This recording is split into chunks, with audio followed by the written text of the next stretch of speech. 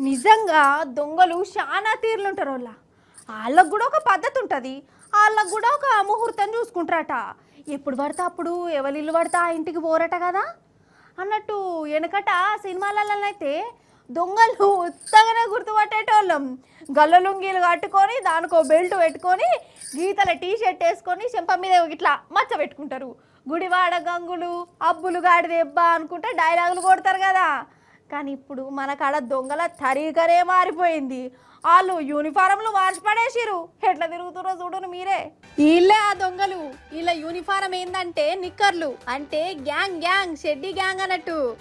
మొన్నటిదాకా మన హైదరాబాద్ పట్టణంలో తిరిగిరు కదా, ఇక ఇప్పుడు మన హనుమకొండల ప్రతాపం చూయిస్తురు. అలా అంగిలు వేసుకోరు, ఖాళీ నెక్కర్లు వేసుకుంటారు. ఇక చేతుల కత్తులు కటార్లు రాడ్లు వీళ్ళు పట్టుకొని అర్ధరాత్రి తిరుగుతుర్రట. రాత్రి ఒకలిళ్ళు ఒకలిసి వచ్చి ఎండి పిల్లలు ఎత్తుకపోయిరట వాళ్ళని ఎత్తెంటకలను వేర్లు కొరక. మరి వీళ్ళు కూడా హైదరాబాద్ షెడ్డి గ్యాంగ్ బ్యాచేనా, లేకుంటే హనుమకొండలో కొత్త బ్రాంచ్ ఏమైనా తెరిచిరా, లేకుంటే వాళ్ళు వేరు వీళ్ళు వేరా అనేది ఇప్పుడు పోలీసులు అరుచుకునే పనుల పడ్డారు. అసలు ఈ షెడ్డి గ్యాంగ్ గారు డేంజర్ కాలట.